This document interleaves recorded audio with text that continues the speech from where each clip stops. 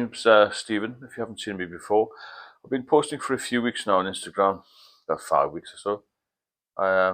My main aim really is to help people either quit the drink, alcohol, or to cut down if they can't completely stop. I started drinking probably the age of 15. I built a bit of a tolerance with it actually because I used to drink home brew when I lived with my parents. My parents used to make this home brew lager that was quite strong actually. Used to have to decant it in a great big jug. But God knows what strength it was back in the day. But I used to like the taste, and I used to like the buzz. Played in the band at school. Used to drink before I was going on stage and all that sort of thing. And then subsequently after that, I started working. Ended up in law enforcement. Ended up in London. Bit of a drinking culture down there, and I enjoyed it. I thought it was quite normal to have a few drinks after work, and because I work shift work, we tended to have a drink after most shifts, to be honest, including nights. Not every morning, but the odd time we could find a pub somewhere where the markets were, Borough Market, somewhere like that. The pubs would be there, be busy with postmen, shift workers, nurses, doctors, all sorts of people. It was a good atmosphere, to be fair, and I enjoyed the drink. It made me relax, and I could have a good sleep.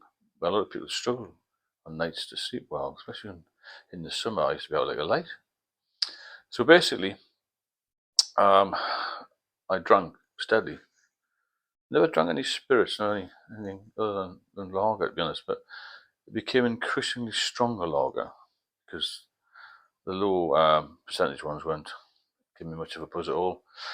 But nothing stupid as special brew, but about 4-5%, the usual ones I'm talking about.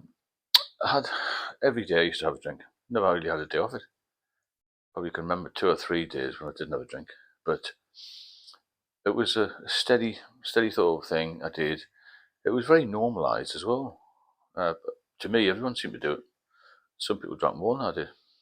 However, it sort of became a habit to drink more, and not more, but over time I drank more. I drank after work, and I'd have a few drinks at home and that sort of thing. And every event that I went to, there's always drink involved, isn't there? Every sporting event, every social event. And alcohol is so widely available now. It's crazy, really, when it is a drug, but legal drug, obviously. So I got into got a bit of promotion. Still in central London. I loved the life in central London. It was just busy all the time. I like city centres, and that was maybe a trigger for me drinking more. Nice warm days and cold winters. It didn't matter to me. I could drink whether I was happy, sad, good or bad. Really, it wasn't. I didn't have a particular reason to drink. I was never particularly stressed or anything. I had a busy job, and on my days off, I would drink more. I used to live out in Epping Forest Way. Some nice pubs there in the country, sit outside or sit inside or whatever. There's no excuse. So we didn't have any children until I was about 30, so I had sort of 10 years of being in London and drinking heavily. Which I thought at the time it wasn't heavy to me, but obviously turned out to be. By the time I got to mid to late 30s, it was starting to catch up with me, and I was feeling a bit, well, more and more groggy, I suppose. But I was still functioning well and doing my job and that sort of thing. And that went on for years. It was just a normal thing to drink, have a bit of a hangover, but get through the day. When I retired, then that's when things started to go terribly wrong, really, because I had more time and no responsibility, to be fair. So I drank earlier in the day, I suppose, and then I would start to drink, maybe stronger lagers and things like up to 6% and whatnot, but just to get the buzz, to be fair.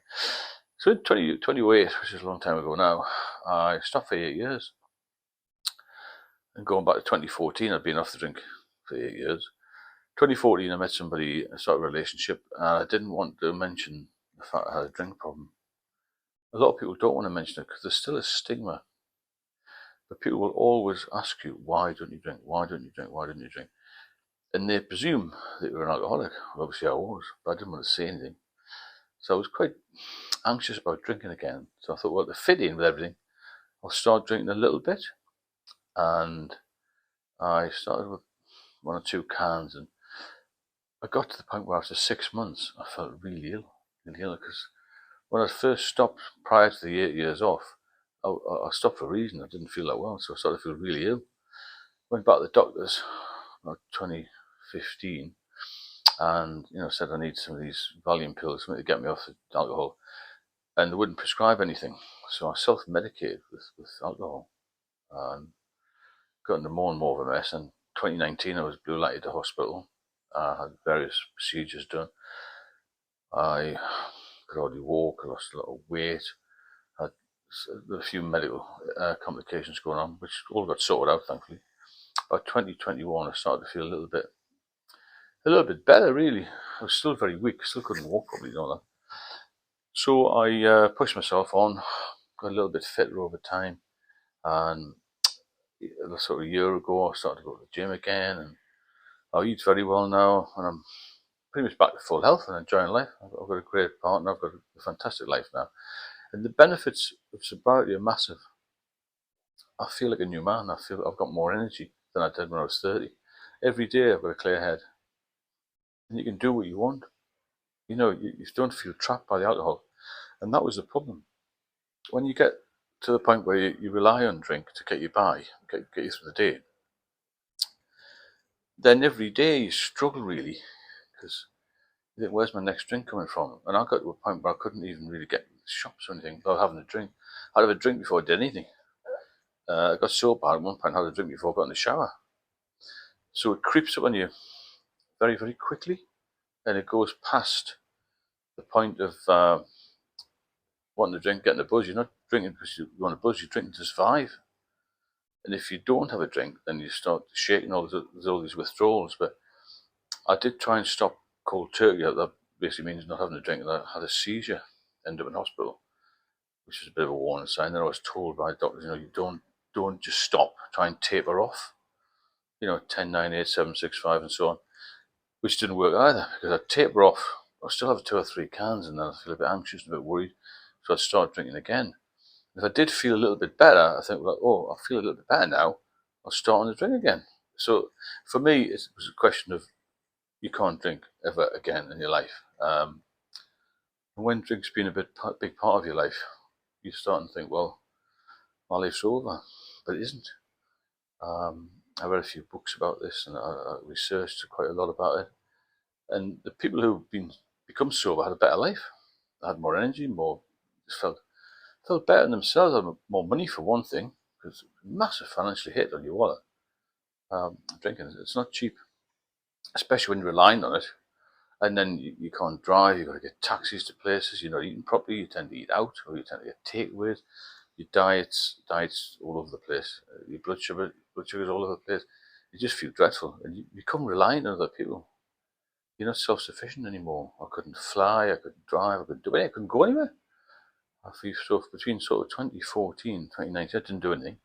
Then I was hospitalised for a while, so roughly sort of 8, 9 years, I did nothing at all, until I got myself pulled together.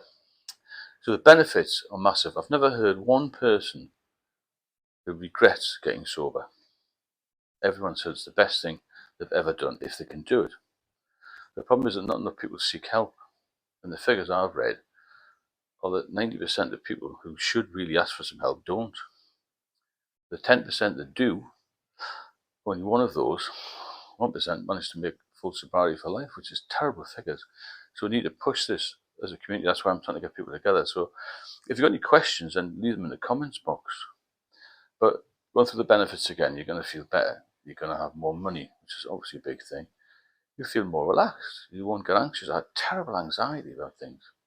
Any letters that came, through the post box, I think, oh my God, what's this again? Any bills, and you start to overanalyze and overthink everything. You think everything's a problem. Well, it isn't. 95% of what you worry about doesn't come true anyway. And even if it does, it's not a priority. Your health is your priority. And your health is your wealth.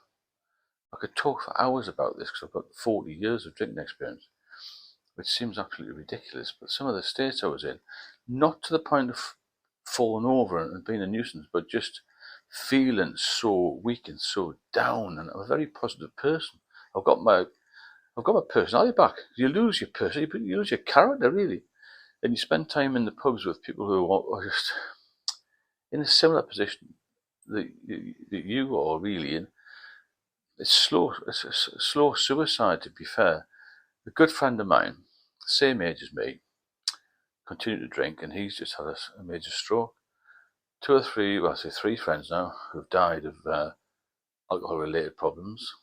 One liver disease, one pancreatitis, and another one committed suicide. Because strangely, people think that, or the public think that only 50, well, that most people who have alcohol issues will get liver disease and die from that. Well, there's only 15%. Obviously, 15 in 100 people actually die of liver disease. The rest is made up of pancreatitis, kidney problems, stomach issues, ulcers, and all this sort of thing. Heart attacks is a big one, and a massive one is strokes as well. And then you've got your suicides, your accidents, your drink drives, and all that. And I'd be surprised if there's many families who don't actually know of somebody who's been affected by alcohol, whether it be drink drive or some sort of violent incident. Domestic violence goes up with alcohol, child neglect goes up with alcohol, theft, all of these sort of things are massively increased with alcohol. Sexual assaults, the whole lot really. And it's so readily available now. When I was younger, you couldn't get a drink anywhere after 11 o'clock. Now I could drive down to the garage and pick up a bottle of wine, or not to drink wine, but anything. You got cans of beer in there. There's even places on service stations which have bars now. You've got casinos open 24 hours a day now. That wasn't available to me 40 years ago. It just didn't happen. There was the odd major city might have had a place, but very rarely. When I was brought up in quite a small town in Northumberland, there was nothing after about 10 o'clock. All the restaurants you've got now, all geared to alcohol sales. That's where they make most of their money, on wet sales. But as I said before, the benefits are huge. Maybe you'll struggle initially to try and get off the alcohol, but if you've got any medical problems or you feel that you can't do it yourself, obviously always go and see your GP first. Because I'm not a medic, I'm talking to you as a recovering alcoholic, I suppose. So I've been there, I've been where you are now, I've been past that, past where most people got to, I imagine, because I was right at the bottom of a bottle, and I managed to pull myself back. But basically, I got back to where I am now by eating myself well. I think was one of the things. Obviously, no alcohol, but also when you have got liver problems or any alcohol-related problems, where you've had a stroke or a heart attack, you always get a consultant. Follow their advice to the letter. If they tell you to stand on your head in a corner, do so, because they know the score. These people are experts. They deal with it every single day. So if the doctor says A, B, C, do A, B, C. Don't do B, C, A. Do it exactly as they say, and you will recover. There is hope out there for people who are really struggling, and I'm here to help as well. I'm not an expert, but I've got a lot of personal experience of it. So if you are enjoying the channel, please subscribe and leave anything you like in the comments box. I'll get back to you as soon as I can.